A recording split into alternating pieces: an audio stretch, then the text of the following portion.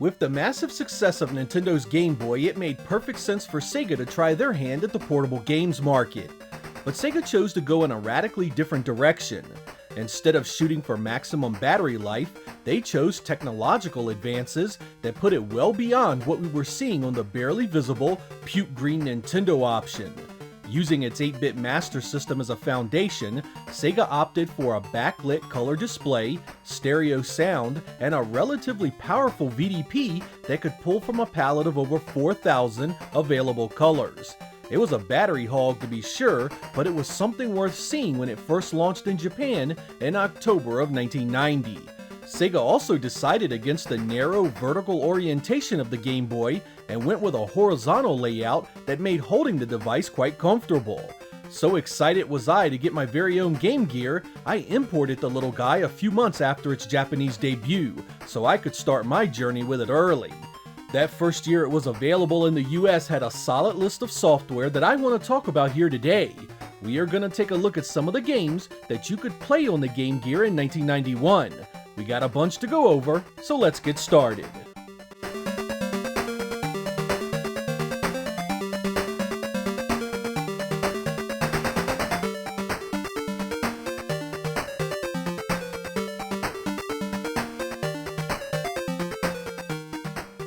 The Software Toolworks Chessmaster was released on pretty much everything back then, and the Game Gear was no exception. This Sega-published title had an extremely simple presentation, but the gameplay was actually pretty good. A solid AI could be adjusted for beginners and experts, making it a great choice for long car trips. It's simple, but the charm for fans makes it well worth a look. White, black,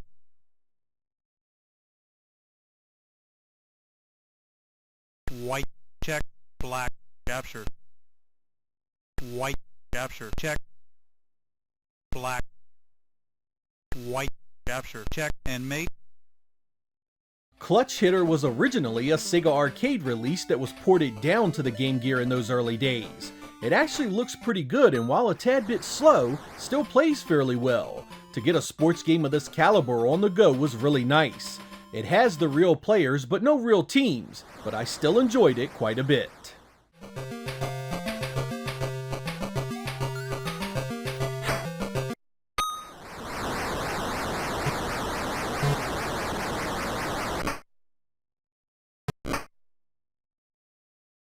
Junction was a puzzle game by Konami in the arcade originally. Micronet scored the license to bring home some ports for the Genesis and Game Gear shortly thereafter. Here you basically must adjust the tiles in the correct order so the ball travels safely to the goal. It seems simple at first, but gets really hard the longer you play. I never liked this much because it gets boring so quickly. The ho-hum presentation doesn't help. If you love puzzle games, maybe take a look. Otherwise, this one is a skipper.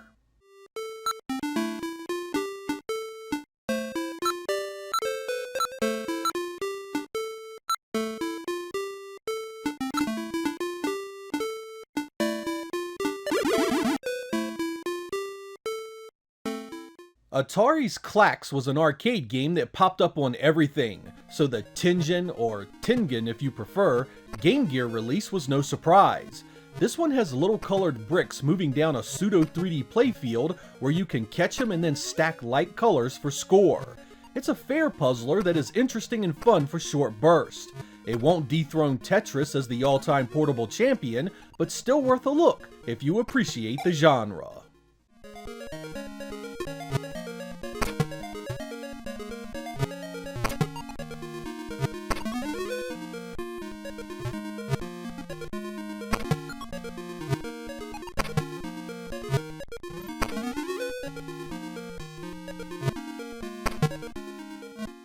Pretty sure you all knew PacMan would be here, and it does not disappoint.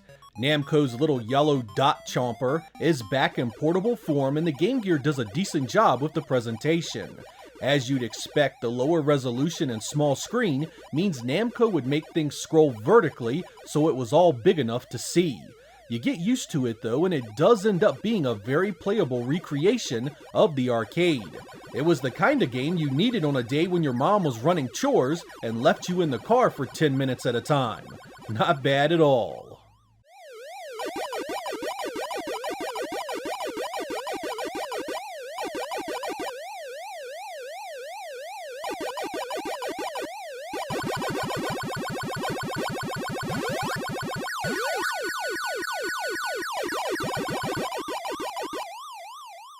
Putt and Putter Miniature Golf should have been a killer game for the Game Gear. I mean, this is the kind of pick-up-and-play simplicity tended to really pair well with portable gaming. But I'm not so sure how much of this any of you can tolerate. The physics are quite frustrating, and getting a good score takes countless tries. It's not bad, but far from good, considering Sims was at the helm.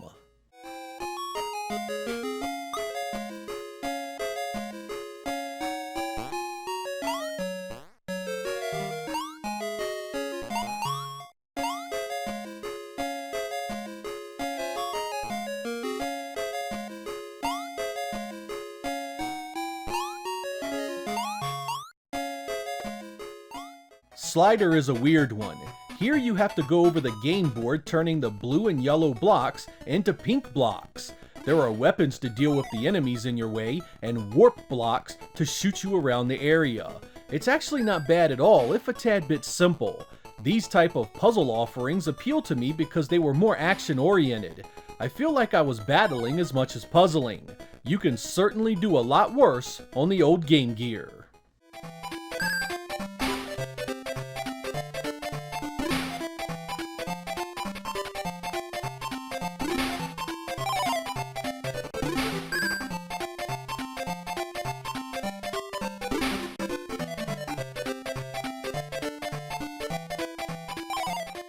Sega wasn't going to miss a chance to get columns on another platform, so here it is on the Game Gear as well.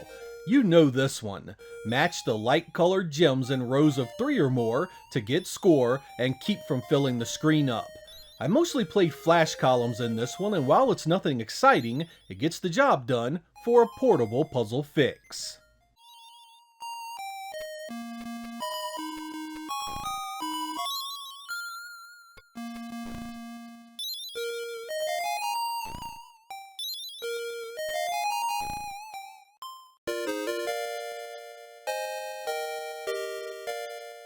Sega's Woody Pop could be one hell of a frustrating game. You've seen this one dozens of times under other names, but they are all basically the same. Break blocks by hitting them with your ball. That's it. There are a few power-ups and obstacles that get in the way, but ultimately it's about breaking the blocks and keeping the ball in play. These games kinda get old to me quick, and I never felt they played the best with digital directional pads. It's okay, but there are many better games on the platform.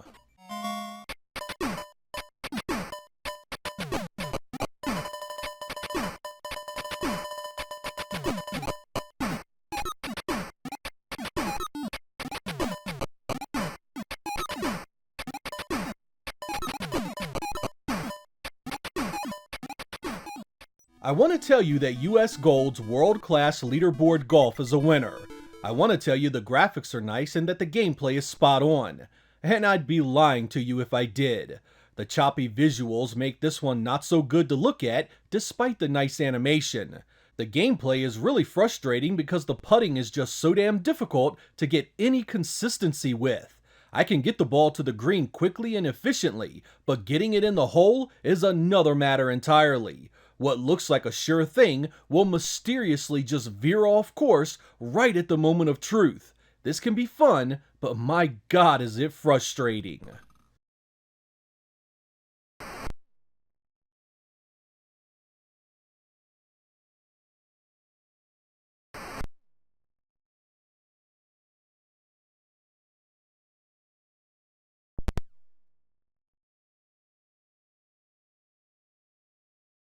When I first found Super Golf, I thought, man, this is gonna suck. But you know what? I was pleasantly surprised by this one's quality. It's really easy to pick up and play, very similar into the way Nintendo's golf outings were. The options are easy to understand, and you'll be doing well much faster than you'd expect.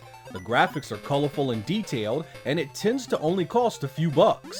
Sigma Enterprises developed it, the same company that did Shadow Blasters on the Genesis.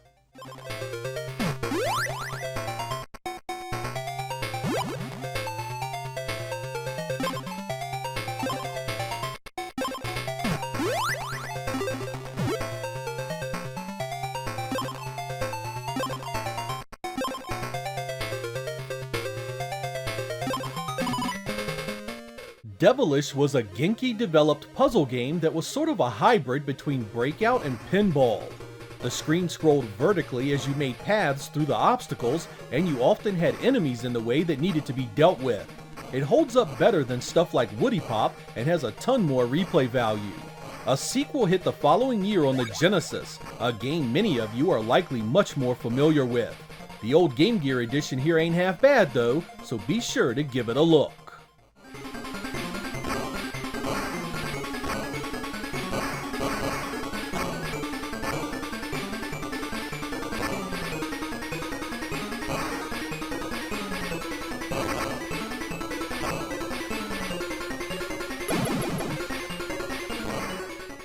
Sega's Dragon Crystal shares a lot with the 16-bit Fatal Labyrinth. Basically, you explore around collecting items while battling enemies that get in your way. It's an extremely simple game that gets crazy challenging. To me, it's kind of a mix between the old East games and Gauntlet. Save states can really help you get a footing with the difficulty, so I recommend playing it on a modern device.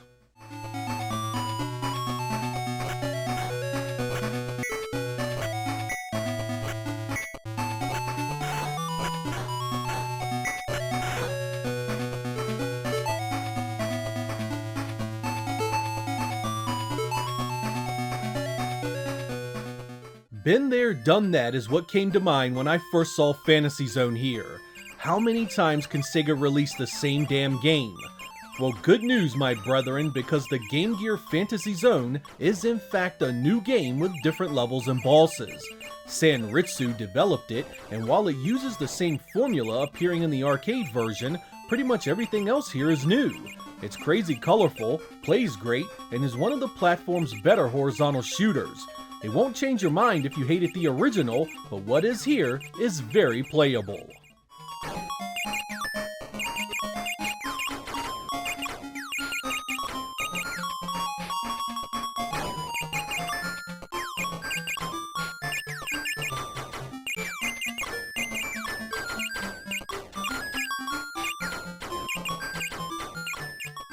Sega's G-Lock was originally a graphically impressive arcade game that took a number of cues from the likes of Afterburner. The Game Gear version, of course, tampers down the visuals something fierce. What that leaves you with is some middling gameplay that kinda gets boring pretty quickly. Shoot down a certain number of planes in each round. That's about as exciting as things get. With the original's graphics gone, I'm not sure many of you will care anymore.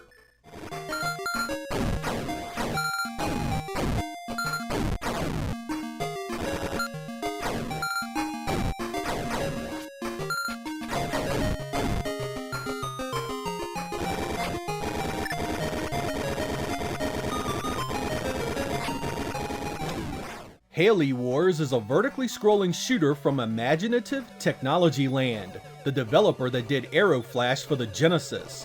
While not super exciting, this does play well enough to hold your attention for a while. It puts you in mind of some of the shooters for the PC Engine, which is no bad thing. The action never really gets crazy fast, so it's quite well suited for the small screen. The backgrounds do get repetitive, and sometimes it goes long stretches with no enemies, so it really needed a tighter level design. Still, it's a worthy play if you enjoy the genre.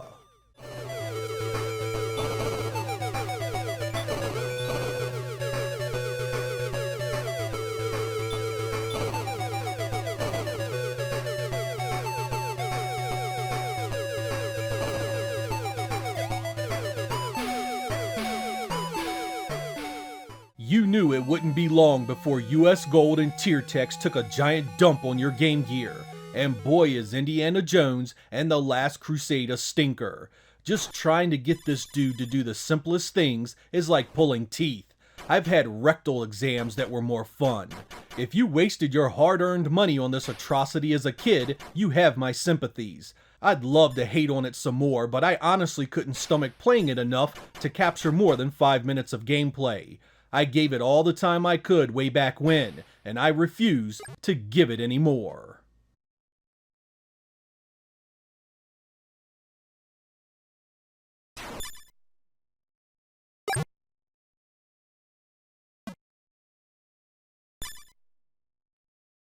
You never would have thunk it, but old Teartex comes through with a halfway decent port of Paperboy for the Game Gear.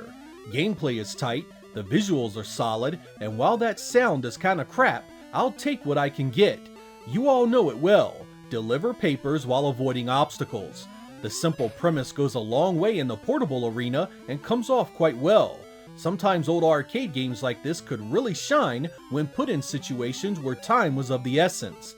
If you like this one on home platforms, this one is a pleasant surprise.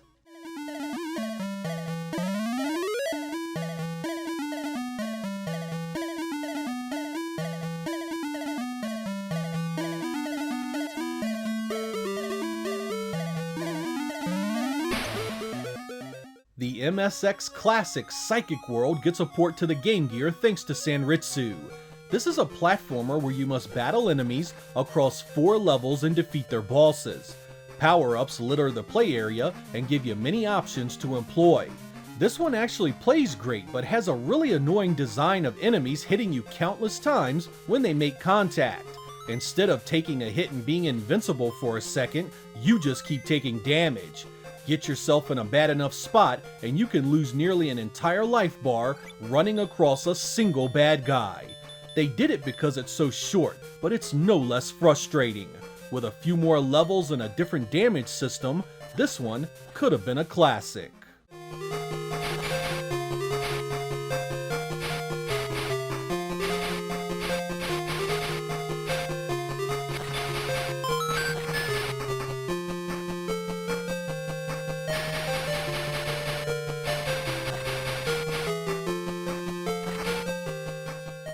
Back when Space Harrier hit the arcades in the mid-1980s, it was a sight to behold.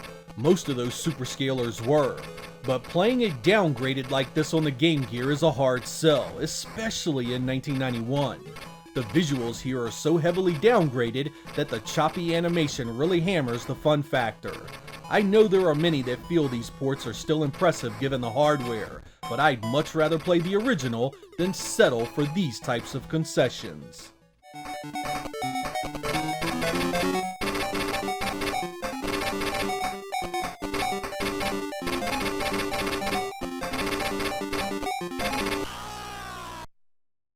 Take what I said about Space Harrier and pretty much copy and paste it here. I will admit that Super Monaco GP suffers to a much smaller degree thanks to the smooth movement of the road. It allows the gameplay to shine a bit more, so the playability remains higher. While still a far cry from its arcade cousin, this one is still worth looking at.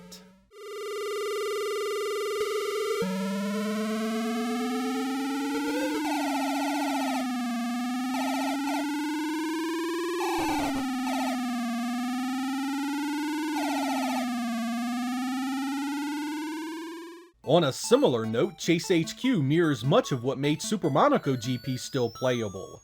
The smooth track movement really allows the gameplay to stay quite entertaining. Again, nowhere near the arcade, but still retains enough of that charm for some short play sessions.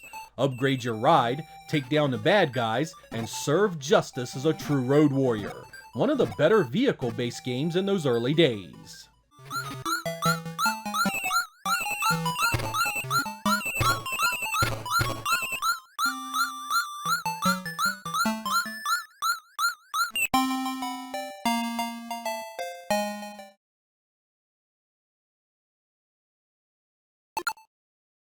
Wonder Boy was something of a Sega staple in the early days, but for some reason, Sega changed its name for the US Game Gear release. Now known as Revenge of Drancon, this was a pretty solid port. I mean, as far as sprites and colors go, it's not far off the better versions of this game. Seriously, if you enjoyed this one, the Game Gear did it all kinds of justice.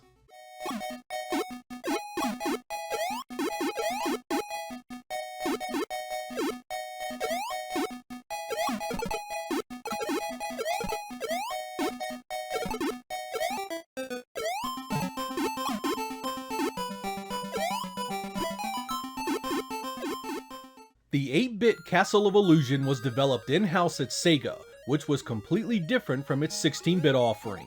And what can I say here that most of you don't already know?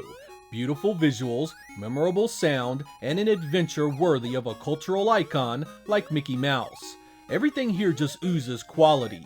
From the stage design, the variety, the enemies, I mean this in a portable form factor was nothing short of incredible at the time. It was the kind of game that was legitimately a console experience on the go. I dumped many hours into it and got so good I could beat it with a single life. I can't claim that about many games, but I proudly say it here. Whether you like Disney or not, whether you like kiddie games or not, Castle of Illusion is a top-notch product that deserves your attention. Every so often that Sega magic was indisputable, and this right here was one of their best 8-bit efforts.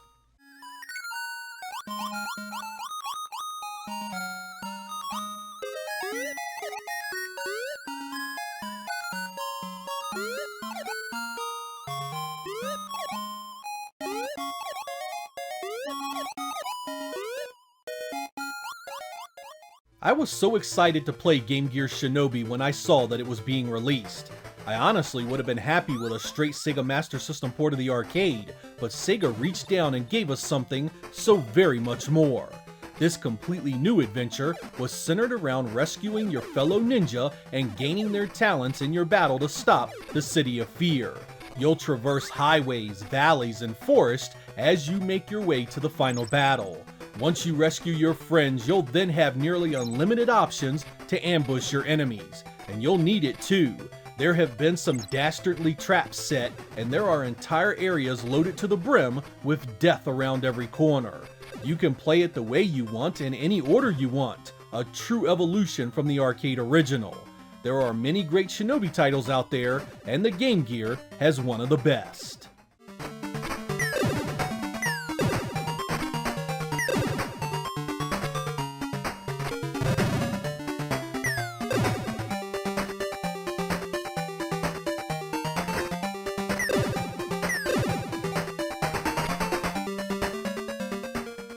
It was incredible enough for Sega to release one instant classic from Disney on the Game Gear that first year, but it was just icing on the cake to get two.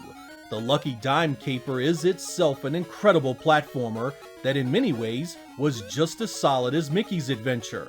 It's got great stage variety, the visuals were a treat, and just like Castle of Illusion, the 8-bit Donald Duck was completely different from the 16-bit one. With so many good games happening all at once, you really had to wonder how Sega was able to pull it all off. This is also one game where the difference between the Master System release and the Game Gear version make both worth playing. Seriously, I know some of you bail out on these Disney games just because you dislike the IPs, but you really need to give these a chance. They are so much better than you can possibly imagine.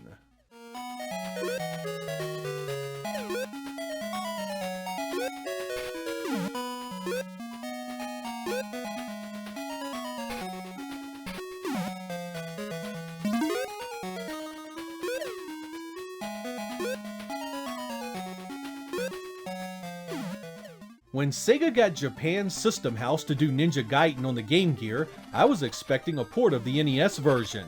Nope, they went with a completely new game that looks and plays like no other entry in the series. I actually like this, but my god is it short and easy. Most of you with any action game experience will beat this in a single setting, and everyone else with not much more. I do like the visuals, the sound is decent, and the gameplay is fun. Even as a portable release, this needed more meat on its bones, however. I mean, I've seen demos with more gameplay.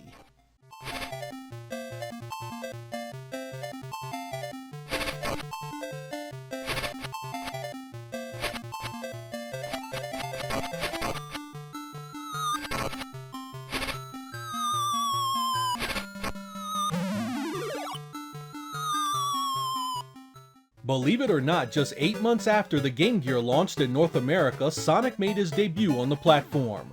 Developed by Ancient, this was not a port of the 16-bit Genesis edition, and is instead an entirely different adventure with new stages, gameplay, and boss encounters. It was extremely well received and is considered by many to be the better designed of Sonic's original console outings. There's no denying it was a quality product, The screen is a little tight due to everything being zoomed in a bit, but otherwise this is a grand portable release that really set the tone that the Game Gear was here to stay. It wasn't quite the visual spectacle it was on the Genesis, but this captured the imagination of millions all the same.